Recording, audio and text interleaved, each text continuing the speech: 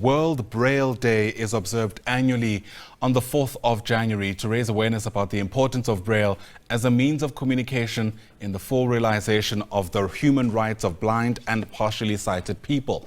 Now, having been celebrated since back in 2019, the day also marks the birth of Louis Braille. That's the inventor of the system in France in the 19th century. Braille is a tactile representation of alphabetic and numerical symbols using 6 dots to represent each letter and number, and even musical, mathematical and scientific symbols. Let's get a better sense of what this day means in particular for people who are blind, and bring in the president of Blind SA, Christo de Klerk, who joins us now via our video link. And Christo, great to have you on the SABC News Channel. Thank you so much for making time to speak to us, especially because of just how important a day like this is, given the many challenges that blind people still face in the country. Perhaps let me just get a sense of what kind of messaging you're hoping will be highlighted on a day like this.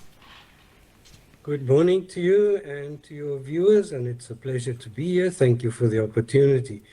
You described Braille so well. I think we can use you in our Braille training courses.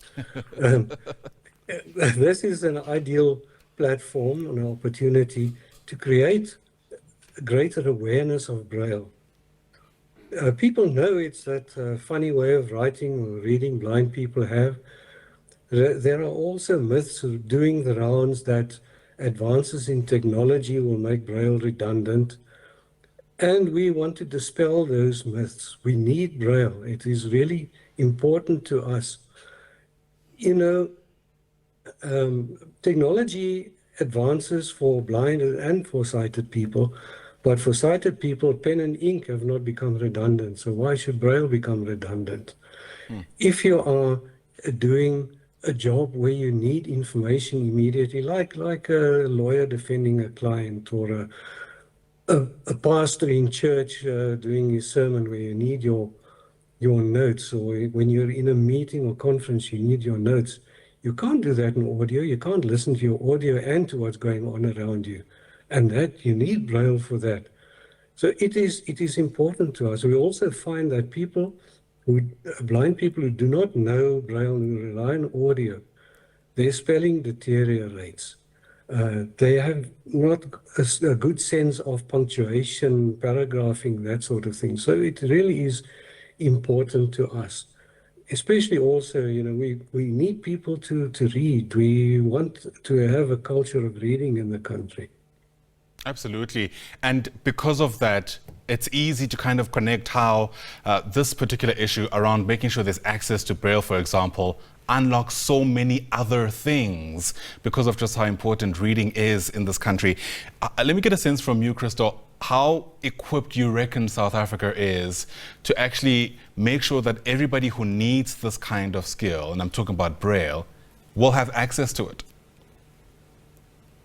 Well, you are probably aware of the legal battles we've had about the Copyright Amendment Bill, because in terms of the Copyright Act of 1978, we were not allowed to convert documents into a format that blind people can read, such as Braille, large print, audio, that sort of thing, without having to grovel before publishers for copyright permission to do that.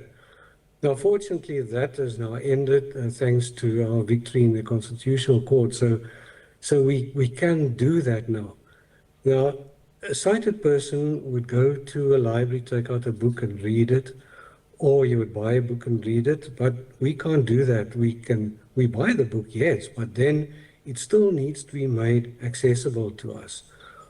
And to just give you an example, to convert an average novel of around 300 pages into Braille from a hard copy would take approximately 28 days, you know, capturing the data, proofreading it, and so on. And then that would cost around 24,000 Rand. So it is expensive. When Blind SA produces Braille for individuals, people would not be able to afford that. So we subsidize the price by 99%, and individuals would pay only 1%. For organizations, government departments, that sort of thing, we charge the full production cost. Now, we still need government to ratify the Marrakesh Treaty, which came into existence years ago, and our government has still not ratified that. We need that because that would give us the right of international exchange of books in accessible formats, so that if a book is already accessible somewhere overseas, we will have access to that. We would not have to reinvent the wheel, because as you can see, it is a time-consuming and expensive process. Absolutely. And as a consequence, I imagine, Christo, there's a real book deficit in the community. We talk about our book famine, because as things stand now, about 0.5% of books are available in accessible formats. Sure.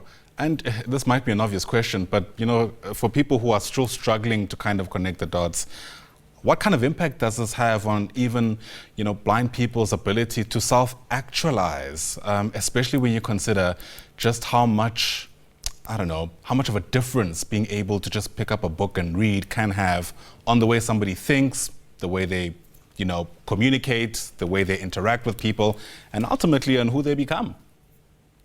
Yes, I liked you using the expression of connecting the dots. That's exactly what it is. Huh? Right. You see, knowing Braille empowers people. You need it in education. You need it to read and write properly. In many jobs, you would need Braille. You need to be literate to do those jobs.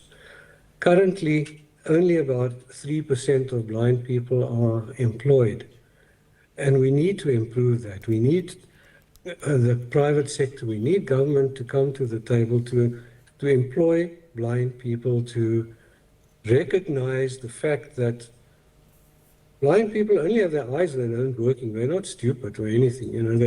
We can do the work. And we are reasonable about that. We would not demand to drive taxis or anything like that, because we don't have Google taxis yet. Right. But within reason, the jobs that we can do, we need the opportunities to do those.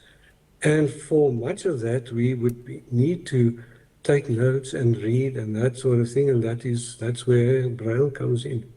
Right. When it comes to accessing government documents, for whatever reason, a trip to Home Affairs, for example, are you finding that the state is able to meet blind people at their place of need? Government does try. For example, the government magazine Vuk'uzenzele, we produce that in Braille, and that is distributed to blind people. But in many respects, we do not have access to accessible government documents or websites, that sort of thing. Even with when you have to do job application, many of them rely on the candidates having driver's license, which is rather silly. I think it would be very dangerous for me to have a driver's license. Whereas I would be able to do the job. Sure. That's quite insightful. And I suppose this is an opportunity to finally bring to the fore a lot of these kind of discussions, and it'd be remiss of us not to speak about the stigma that sometimes is still attached to people who are blind. To what extent are you getting a sense that we're finally getting around to at least solving that issue? In my experience, it has greatly improved since democracy. We have a long way to go, but you get many more blind people being employed, especially in government. There are many being employed, but yes, there's a lot of work to be done still. All right. Christo, appreciate your speaking to us. I think we should have this conversation way more often than we do, but perhaps this is just a start. Christo de Klerk is the president of Blind SA on this World Braille Day. Once again, Christo, thanks very much indeed.